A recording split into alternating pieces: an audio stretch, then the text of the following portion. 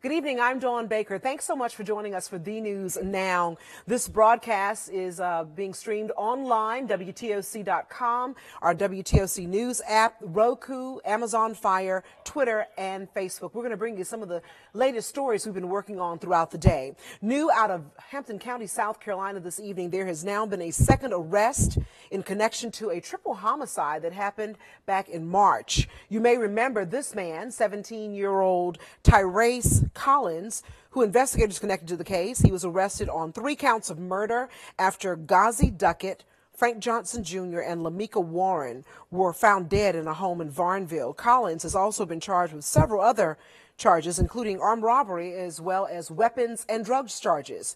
Investigators have also arrested 18-year-old Fuquan Davis of Varnville. He's charged with 3 counts of murder, armed robbery, and possession of a weapon during a violent crime. The story is only beginning to unfold, and we will, of course, keep you up to date as soon as we get any new information from police. Spring breakers have left the shores of Tybee Island after spending the weekend partying. We were curious to see how busy law enforcement officers were this year compared to previous years for Orange Crush. 36 arrests this year. Both arrests and citations are down this year compared to the 2016 Orange Crush celebration, but there was one more arrest this year than last year. Citations, however, dropped exponentially this year compared to 2017. Tybee Island police officers took 6 guns off the street, including 2 from convicted felons. Chatham County Sheriff's deputies took 4 guns off the street, 2 of which were stolen.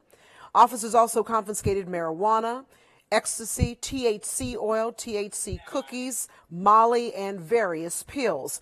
The Georgia State Patrol also says that they were out on the beach all weekend and that the turnout was cut in half for the year. We don't know if that is in effect because of the alcohol ban or what's really going on, but as soon as investigators release more details, we'll pass that on to you. A couple in Vidalia, Georgia, are in trouble with the law in a case that started with the woman's baby dying last month. Tasha Sykes and Jason Hayes face child cruelty charges, with more charges possible. Our Bureau of Dow County spoke with investigators today about the tragedy and explains the case. Vidalia police tell me the couple faces charges for the condition of the 18-month-old, not in the death of the 4-month-old. The case started in March when police and EMS came to the Royal Inn for a 911 call of a sick baby. They found Tasha Sykes there with her 4-month-old not breathing. The child died later in the hospital. Investigators also found Sykes' 18-month-old in the same room, and social workers took custody of that child.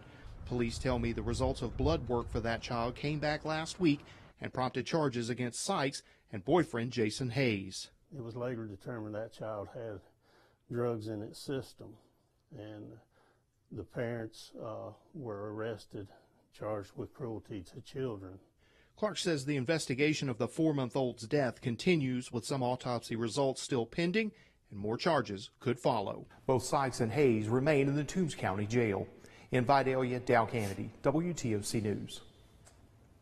A $40 million development in Savannah's Starland District is sure to change the landscape of the area. It promises apartments, a high-tech parking garage, restaurants, and venue space. And you heard the negative comments coming from our community, but tonight we're hearing from the developer. WTOC's Meredith Parker has this exclusive interview. We had a bigger picture to this project than, just an apartment building with retail on the bottom.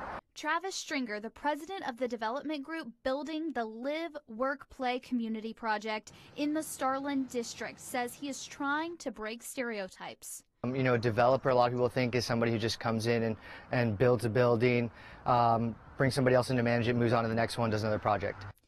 Stringer says that's not what his group does. These are the renderings of the project that will bring 60 office spaces, around 10 artist studios, and 90 apartments to the district. The development has jumped through several hoops. And the next, a design review approval with the Metro Planning Commission. So we've worked through some of those hurdles, but we still have to go through that.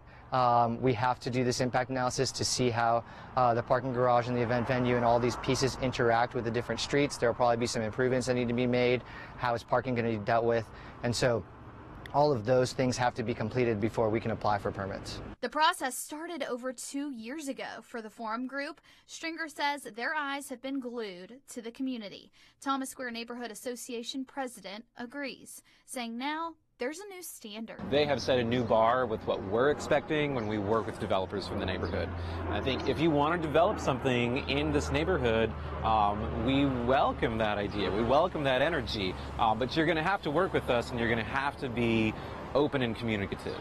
They are looking to break ground at the end of summer and be open for business next year. Well, the Thomas Square Neighborhood Association has also created a development committee where they can work more hand in hand with developers and know more about the standards for the neighborhood, pass that on to the developers. After a week of law enforcement officers investigating after thieves stole $11,000 from an animal shelter in the South Carolina Lowcountry, Danielle Lewan has details tonight coming up on The News at 11 about the latest in the case, as well as some arrests. And don't forget to come on back for your digital update in just about an hour at 9 p.m. Dave Turley will be here, and he'll give you your complete First Alert forecast. Thanks for joining us, everyone. Have a good evening.